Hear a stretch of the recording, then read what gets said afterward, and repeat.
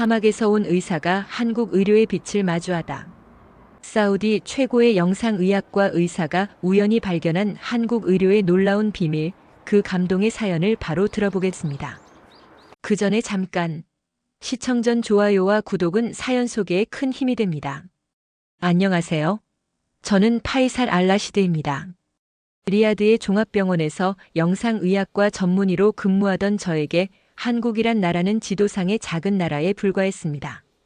하지만 그것이 제 인생을 완전히 바꿔놓을 줄은 몰랐습니다. 저는 사우디에서 최고의 대학을 나와 영국에서 전문의 과정까지 마친 나름 자부심 강한 의사였습니다. 최신 MRI 장비와 CT 스캐너가 갖춰진 병원에서 일하며 나름대로 만족하고 있었지요. 그런데 어느 날 국제의학 저널을 읽다가 눈에 띄는 연구 결과들을 발견했습니다. 한국 의사들의 이름이 꼭대기에 적힌 논문들이었습니다. 처음엔 그저 우연이라 생각했습니다. 하지만 달이 지나고 해가 바뀌면서 영상의학 분야의 혁신적인 기법들이 계속해서 한국에서 나오는 것을 보게 되었습니다. 특히 뇌졸중 초기 진단 기법에 관한 논문은 저를 깊이 생각하게 만들었습니다. 어떻게 이런 정확도가 가능할까? 동료들과 논문을 검토하며 의아해했습니다. 저희가 사용하는 장비도 교육받은 방식도 서구 의학을 기반으로 한 것인데 왜 우리는 그런 결과를 내지 못하는 걸까요? 그때 병원 게시판에서 한국 사우디 의료협약 프로그램 공고를 보게 되었습니다. 6개월간 한국의 대학병원에서 연수할 수 있는 기회였습니다. 주저없이 지원서를 제출했지만 마음 한켠에서는 불안함이 있었습니다. 과연 언어도 다르고 문화도 다른 곳에서 제대로 배울 수 있을까? 그런 고민을 하던 중 10년 전 돌아가신 아버지 생각이 났습니다. 아버지는 갑작스러운 뇌졸중으로 쓰러지셨는데 당시 저희 병원에서는 정확한 진단이 늦어져 치료 시기를 놓쳤습니다. 그 후 아버지는 말씀을 제대로 못하시는 후유증을 안고 살다 가셨지요. 만약 그때 더 나은 진단 기술이 있었다면, 이런 생각이 저를 한국으로 이끌었습니다. 출국을 앞두고 동료들은 다들 의아해했습니다. 왜 하필 한국인가? 미국이나 독일이 더 좋지 않나? 하지만 저는 이미 마음을 정했습니다. 그들이 모르는 무언가가 한국에 있다는 확신이 들었으니까요. 비행기를 타기 전날 밤 오랜 친구 하산이 전화해서 물었습니다. 파이살, 정말 6개월이나 타국에서 지낼 생각이야? 언어도 모르는데 괜찮겠어? 제가 대답했습니다. 의학에는 국경이 없어. 그들이 어떻게 그런 결과를 내는지 직접 보고 싶어. 그렇게 저는 13시간의 비행 끝에 인천공항에 도착했습니다. 한국어 한마디 못하는 상태로 말이죠. 공항에서 저를 맞이한 젊은 한국인 의사는 영어로 자신을 소개했습니다. 박정민입니다. 앞으로 6개월 동안 함께 일하게 될 교수입니다. 그는 제 짐을 들어주며 웃었습니다. 그때는 몰랐습니다. 이 젊은 교수가 제 의학적 시각을 완전히 바꿔놓을 것이라는 사실을요. 그리고 다음 날 병원에서 마주하게 될 놀라운 광경들이 저를 어떤 심정으로 만들어 놓을지도 말이죠. 다음 날 아침 박정민 교수의 안내로 병원에 들어서는 순간 저는 깜짝 놀랐습니다. 병원 로비는 마치 고급 호텔처럼 깔끔하고 현대적이었습니다. 사우디의 병원들도 최신식 건물이 많지만 이곳에는 뭔가 다른 분위기가 흐르고 있었습니다. 환자들이 스마트폰으로 접수하고 디지털 안내판을 통해 자신의 진료 순서를 확인하는 모습이 인상적이었습니다. 우리 병원에서는 아직도 종이 번호표를 나눠주고 있는데 말이죠. 영상의학과에 도착했을 때 더 큰 충격이 기다리고 있었습니다. 넓은 판독실에는 10명 이상의 의사들이 각자의 모니터 앞에서 영상을 분석하고 있었습니다. 그들 사이에는 묘한 긴장감과 집중력이 느껴졌습니다. 박 교수가 말했습니다. 오늘은 아침 컨퍼런스부터 참관하시죠. 회의실에 들어서자 벽면 전체가 고해상도 디스플레이로 채워져 있었습니다. 발표가 시작되었고 그들은 어제 있었던 특이 케이스들을 빠르게 검토했습니다. 한국어가 오가는 가운데 영어로 간간히 저에게 설명을 해주었지만 그보다 놀라웠던 것은 그들의 판독 속도였습니다. 30살 정도로 보이는 젊은 의사가 복잡한 뇌 MRI 영상을 불과 3분 만에 완벽하게 분석해냈습니다. 저라면 적어도 15분은 필요했을 텐데 더구나 이 젊은 의사의 경력은 저보다 훨씬 짧아 보였습니다. 오전 컨퍼런스가 끝나고 박 교수와 함께 판독실로 돌아왔습니다. 그는 제게 자리를 배정해주며 오늘의 일정을 설명했습니다. 라시드 박사님, 오늘은 응급영상 판독을 함께 하겠습니다. 우리 병원은 응급 MRI가 요청되면 1시간 내에 결과를 보고하는 것이 원칙입니다. 저는 그 말에 놀라 되물을 뻔했습니다. 사우디에서는 응급이라도 보통 반나절에서 하루가 걸리는데 말이죠. 그런 의문을 품고 있을 때 갑자기 컴퓨터 알림음이 울렸습니다. 응급 뇌졸중 의심 환자입니다. 지금 MRI 촬영 중이니 10분 후에 영상이 올라올 겁니다. 박 교수는 차분하게 말하며 커피를 한 모금 마셨습니다. 정확히 9분 후 화면에 새로운 알림이 떴고 영상이 업로드되었습니다. 신선한 충격이었습니다. 우리 병원에서는 영상 촬영 후 전산 시스템에 업로드되기까지만 해도 보통 30분에서 1시간이 걸렸습니다. 박 교수는 영상을 빠르게 스크롤하며 분석했고 불과 5분 만에 진단을 내렸습니다.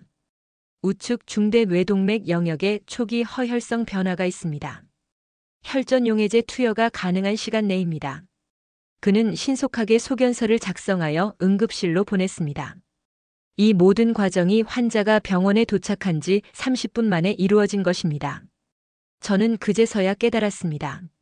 한국 의료의 강점은 단순히 첨단 장비가 아니라 이런 신속하고 효율적인 시스템과 의료진의 숙련된 기술이었던 것입니다. 사우디에서라면 이 환자는 아마도 치료 적기를 놓쳤을지도 모릅니다. 그날 저녁 숙소로 돌아오는 길에 저는 깊은 생각에 잠겼습니다.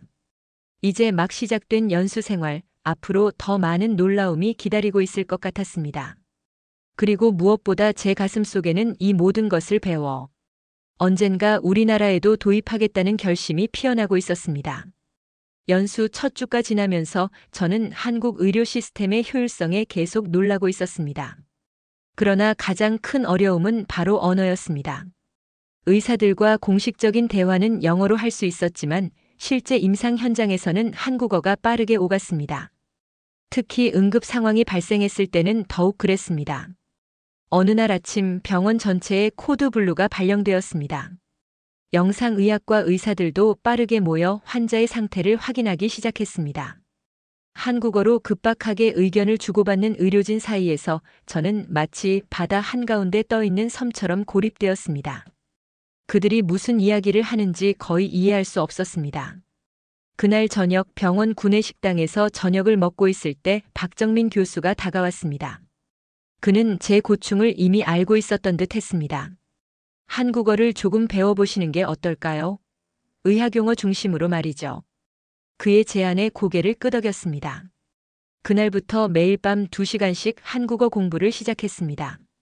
처음에는 안녕하세요, 감사합니다 같은 기본적인 인사말부터 시작했지만 곧 뇌졸중, 출혈, 허혈 같은 의학용어들을 배웠습니다. 한 주가 더 지나자 병원 생활도 조금씩 익숙해졌습니다. 의료진들도 저를 위해 가끔씩 영어로 설명해 주려 노력했고 저 역시 간단한 한국어 단어들을 사용하려 애썼습니다. 작은 노력이었지만 이런 시도가 의료진들과의 거리를 좁히는 데 도움이 되었습니다. 특히 기억에 남는 순간은 제가 처음으로 한국어로 소견을 말했을 때였습니다. PET-CT에서 작은 결절을 발견하고 여기 결절 있습니다라고 말했을 때 주변 의사들이 박수를 쳐주었습니다. 어설픈 발음이었지만 그들의 반응은 저를 기쁘게 했습니다. 언어를 배우면서 저는 또 다른 중요한 것을 깨달았습니다. 한국 의료진들이 환자를 대하는 태도였습니다. 그들은 매우 바쁜 와중에도 환자에게 항상 존중과 공감을 보여주었습니다. 한 노인 환자가 MRI 검사를 두려워했을 때 방사선사는 참을성 있게 절차를 설명하고 안심시켰습니다. 사우디에서는 의사와 환자 사이의 관계가 좀 더 권위적인 경향이 있었는데 한국의 이런 모습은 저에게 신선한 충격이었습니다. 환자 중심의 의료 문화가 실제로 어떤 것인지 몸소 체험하고 있었습니다. 한 달이 지날 무렵 저는 기본적인 의사소통이 가능할 정도로 한국어가 늘었습니다. 여전히 복잡한 대화는 어려웠지만 일상적인 업무에서는 큰 불편함이 없었습니다. 이런 변화는 제가 병원 시스템을 더 깊이 이해하는 데 도움이 되었습니다. 특히 인상 깊었던 것은 각 부서 간의 협력 시스템이었습니다. 영상의학과와 신경과 응급의학과가 마치 하나의 팀처럼 빠르게 소통하며 환자를 치료하는 모습은 정말 놀라웠습니다. 이런 협력이 바로 한국 의료의 또 다른 강점이라는 생각이 들었습니다. 언어의 장벽을 조금씩 넘어서면서 저는 더 깊은 의문을 품게 되었습니다. 한국의 의료 시스템이 어떻게 이렇게 효율적으로 발전할 수 있었을까? 그 비결은 과연 무엇일까? 이 질문에 대한 답을 찾기 위한 여정은 이제 막 시작되고 있었습니다. 한국어 실력이 조금씩 늘면서 저는 병원 시스템을 더 깊이 이해할 수 있게 되었습니다. 처음에는 단순히 빠른 진단과 치료에 놀랐지만 이제는 그 이면에 있는 구조적인 특징들이 보이기 시작했습니다. 어느 날 오후 병원 정보 시스템에 대한 설명회가 있었습니다. 전산 담당자는 자랑스럽게 병원의 통합 의료 정보 시스템을 소개했습니다. 환자가 접수하는 순간부터 진료, 검사, 처방, 결제까지 모든 과정이 디지털로 연결되어 있었습니다. 가장 인상적이었던 것은 영상의학 결과가 실시간으로 담당 의사에게 전달되는 시스템이었습니다. 사우디에서는 이러한 시스템이 있긴 했지만 부서 간 연계가 원활하지 않아 종종 정보 전달이 지연되곤 했습니다. 여기서는 마치 하나의 유기체처럼 시스템 전체가 움직이고 있었습니다. 한 번은 제가 늦은 밤 당직을 서고 있을 때였습니다. 교통사고로 다수의 환자가 동시에 응급실로 실려왔습니다. 평소라면 혼란스러운 상황이었겠지만 놀랍게도 모든 직원들이 각자의 위치에서 정확히 자신의 역할을 수행했습니다. 간호사는 환자 정보를 신속하게 입력했고 방사선사는 빠르게 영상을 촬영했으며 저희 영상의학과는 실시간으로 결과를 분석했습니다. 이런 체계적인 대응 뒤에는 수많은 훈련과 표준화된 프로토콜이 있었습니다. 사후 회의에서 알게 된 사실이지만 병원은 정기적으로 재난 대비 모의 훈련을 실시하고 있었고 모든 직원들이 명확한 행동 지침을 숙지하고 있었습니다. 또 다른 놀라운 점은 의료진의 전문성과 헌신이었습니다. 영상의학과 의사들은 대부분 세계 유수의 학술지에 논문을 발표한 경험이 있었고 끊임없이 새로운 기술을 연구하고 있었습니다. 주말에도 병원에 나와 연구하는 의사들을 보면서 한국 의료의 발전 비결을 조금씩 이해하게 되었습니다. 한국 연수 2달째, 저는 제 전문 분야인 신경영상학에 관한 세미나에 참석할 기회가 있었습니다. 그곳에서 만난 다양한 병원의 의사들은 서로 경쟁자임에도 불구하고 지식과 경험을 아낌없이 공유했습니다. 이런 개방적인 학문적 분위기가 한국 의료의 빠른 발전을 이끌어온 또 하나의 요인이라는 생각이 들었습니다. 세미나 이후 박정민 교수는 저를 병원 인근의 전통 한식당으로 데려갔습니다. 소주 한 잔을 마시며 그는 한국 의료 시스템의 역사에 대해 이야기해 주었습니다. 불과 50년 전만 해도 한국은 의료 인프라가 열악했지만 국가적인 결단과 의료인들의 헌신으로 놀라운 속도로 발전했다고 합니다. 그 이야기를 들으며 저는 깊은 감명을 받았습니다. 사우디 역시 막대한 석유 자원을 바탕으로 현대적인 의료 시스템을 구축했지만 시스템의 효율성과 의료진의 전문성 측면에서는 아직 배울 점이 많다는 생각이 들었습니다. 연수 중반에 접어들면서 저는 단순히 기술을 배우는 것을 넘어 한국 의료 시스템의 철학과 문화까지 이해하고 싶어졌습니다. 그리고 무엇보다 이곳에서 배운 지식과 경험을 어떻게 제 나라에 적용할 수 있을지 고민하기 시작했습니다. 그것이 바로 제가 이곳에 온 진정한 목적이었으니까요. 연수 3개월째 저는 한국 의료의 진정한 강점이 어디에 있는지 깨닫기 시작했습니다. 그것은 거창한 최첨단 장비나 화려한 병원 건물이 아니었습니다. 매일 일어나는 작은 혁신들과 끊임없는 개선 노력이었습니다. 어느 날 아침 저는 방사선 기사장인 김영호 선생님과 함께 MRI 검사실을 둘러보게 되었습니다. 그는 제게 자랑스럽게 검사 프로토콜 최적화 시스템을 보여주었습니다. 환자의 상태와 검사 목적에 따라 다양한 프로토콜을 개발해 놓았는데 이 덕분에 촬영 시간이 크게 단축되었다고 합니다. 이 프로토콜은 저희가 직접 개발한 겁니다. 매달 모여서 하나씩 개선해 나가고 있어요. 이 말에 저는 깊은 인상을 받았습니다. 사우디에서는 대부분 장비 제조사가 제공하는 표준 프로토콜을 그대로 사용했기 때문입니다. 한국의 의료진은 주어진 것에 만족하지 않고 항상 더 나은 방법을 찾고 있었습니다. 또 다른 사례는 환자 대기 시스템이었습니다. 병원은 환자들의 대기 시간을 줄이기 위해 독특한 예약 시스템을 운영하고 있었습니다.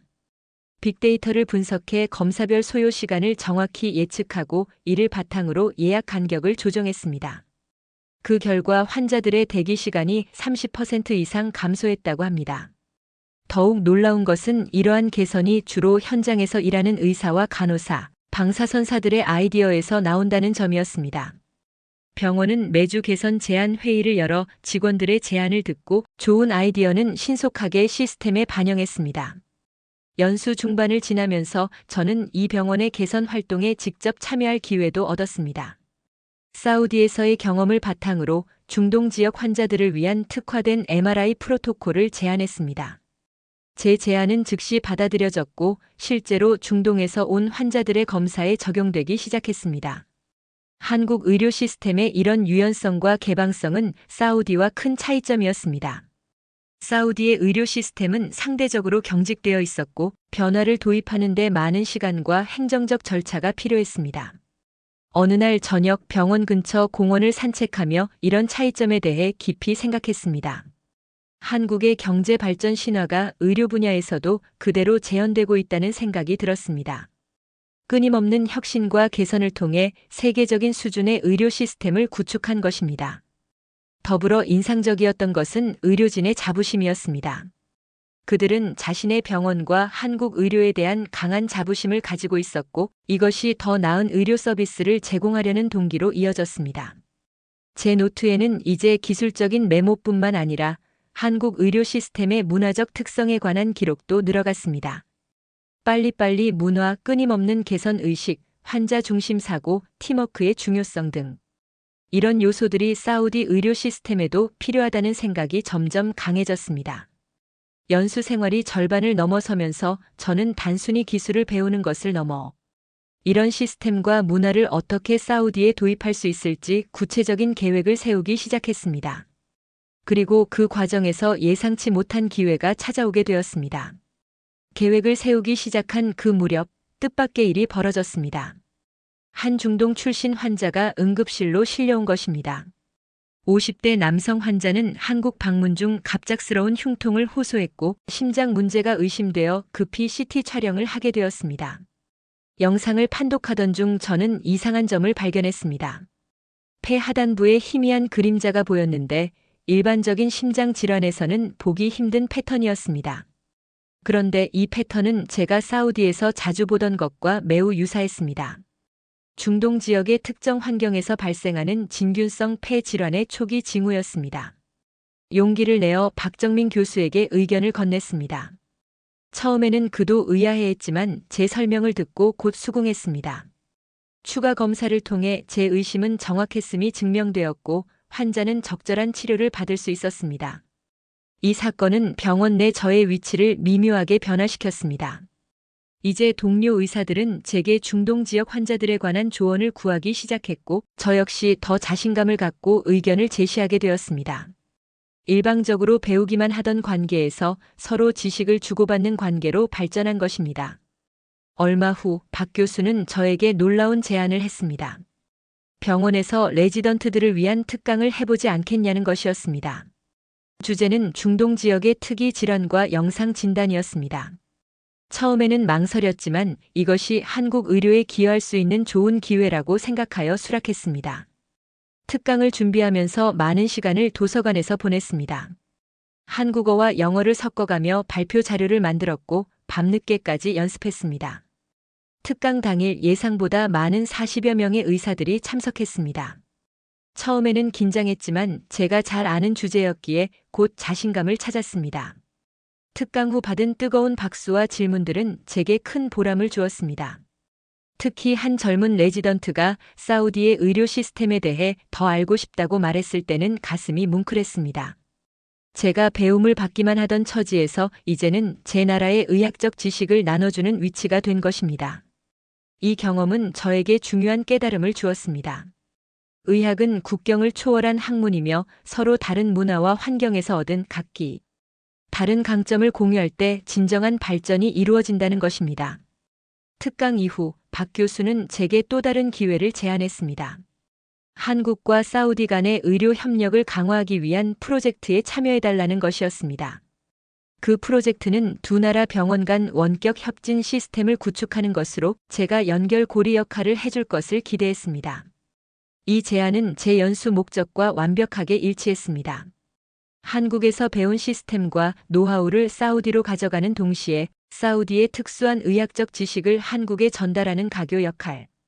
그것이야말로 제가 꿈꾸던 역할이었습니다. 프로젝트를 준비하면서 저는 사우디 본국의 동료들과 수차례 화상회의를 가졌습니다.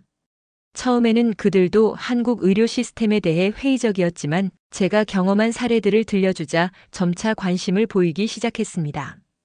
특히 응급 환자 처리 시스템과 영상 판독 프로토콜에 큰 관심을 보였습니다.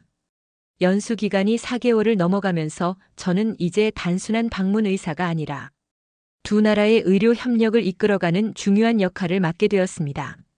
그리고 그 과정에서 제 자신도 크게 성장하고 있었습니다. 프로젝트가 본격적으로 시작되면서 저의 일상은 더욱 바빠졌습니다. 낮에는 병원에서 영상 판독과 임상 업무를 수행하고 저녁에는 한국과 사우디 양국 의료진 사이에 온라인 회의를 조율했습니다. 시차 때문에 밤늦게까지 일해야 할 때도 많았지만 보람찬 일이었습니다. 가장 큰 도전은 두 나라의 의료 시스템 차이를 극복하는 것이었습니다. 사우디는 풍부한 자원을 바탕으로 최신 장비를 갖추고 있었지만 시스템의 효율성과 표준화 측면에서는 한국에 비해 부족했습니다. 반면 한국은 효율적인 시스템을 갖추고 있었지만 중동 지역 특유의 질병이나 문화적 특성에 대한 이해가 부족했습니다. 이런 차이를 극복하기 위해 저는 양국 의료진들에게 서로의 장단점을 설명하는 자료를 준비했습니다. 한국 의료진에게는 중동 지역 특유의 질병과 문화적 배경을, 사우디 의료진에게는 한국의 효율적인 의료 시스템과 프로토콜을 소개했습니다. 특히 인상적이었던 것은 한국 의료진의 열린 자세였습니다. 그들은 사우디의 특수한 상황을 이해하려 노력했고 자신들의 시스템을 그대로 이식하기보다는 현지 상황에 맞게 조정하는 방안을 함께 모색했습니다. 이런 협력적인 태도는 프로젝트의 성공 가능성을 높여주었습니다. 연수 5개월 차에 접어들면서 첫 번째 가시적인 성과가 나타났습니다. 양국 병원 간 영상 판독 협진 시스템이 구축되어 시범 운영에 들어간 것입니다. 이제 사우디 병원에서 촬영한 복잡한 케이스의 영상을 한국 의료진이 실시간으로 검토하고 의견을 제시할 수 있게 되었습니다. 첫 협진 사례는 사우디의 어린 환자였습니다. 희귀한 뇌 질환이 의심되는 이 환자의 MRI 영상이 한국으로 전송되었고 한국의 신경영상 전문가들이 신속하게 의견을 제시했습니다. 그들의 정확한 진단 덕분에 환자는 적절한 치료를 받을 수 있었고 이 소식은 사우디 의료계에 큰 반향을 일으켰습니다. 이 성공 사례 이후 협진 요청은 급격히 증가했습니다. 처음에는 주로 복잡한 신경계 질환에 국한되었지만 점차 심장질환, 종양악 등 다양한 분야로 확대되었습니다. 저는 이 과정에서 양국 의료진 사이의 소통을 돕는 중요한 역할을 담당했습니다. 프로젝트가 진행되면서 저는 또 하나의 중요한 임무를 맡게 되었습니다. 사우디 의료진을 대상으로 한국의 의료 시스템과 기술을 교육하는 온라인 강좌를 개발하는 것이었습니다. 박정민 교수의 지도 아래 저는 한국어와 아랍어 자막이 포함된 교육 영상을 제작했습니다.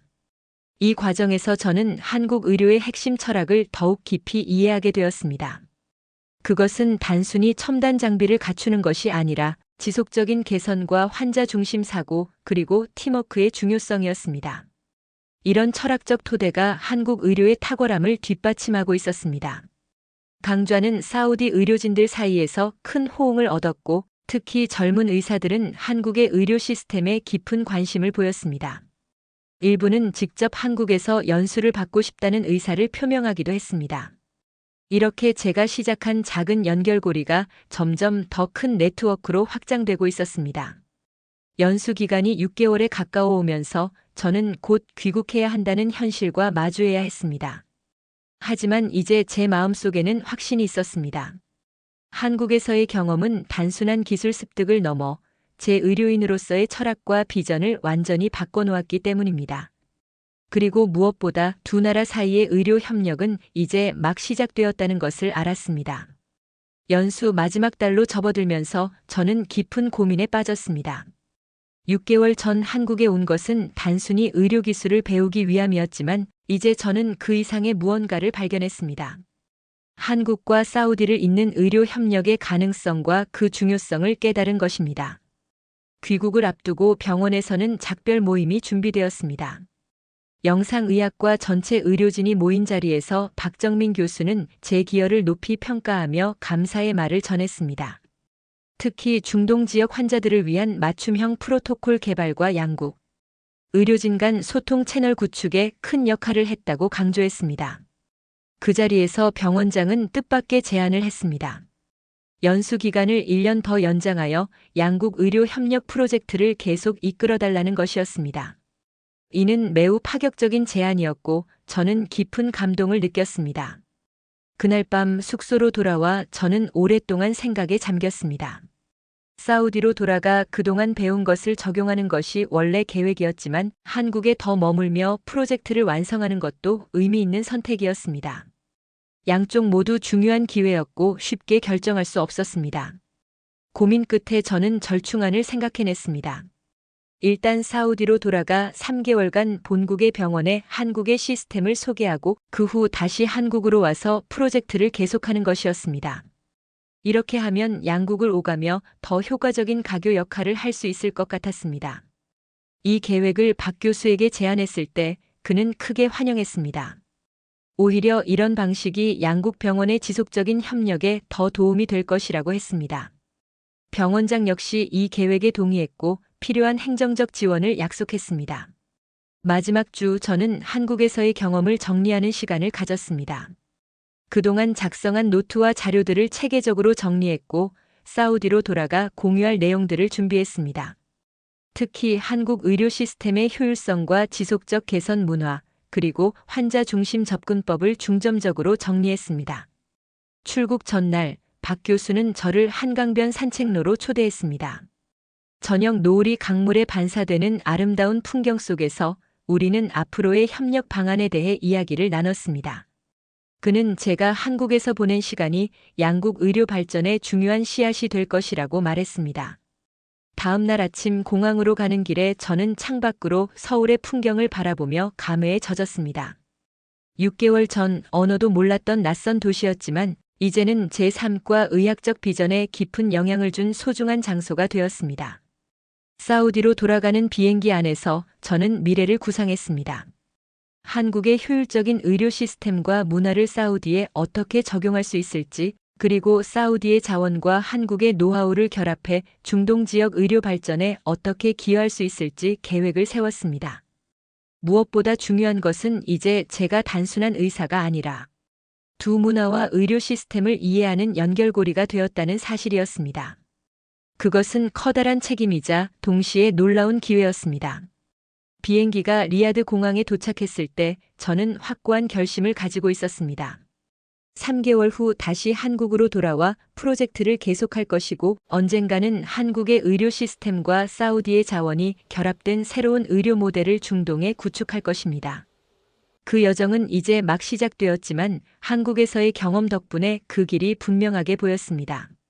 공항을 나서며 저는 한국어로 중얼거렸습니다. 감사합니다, 한국.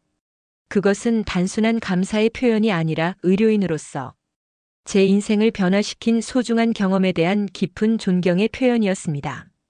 오늘 사연은 여기까지입니다. 사연이 마음에 드셨다면 좋아요와 구독 부탁드립니다. 끝까지 시청해 주셔서 감사합니다.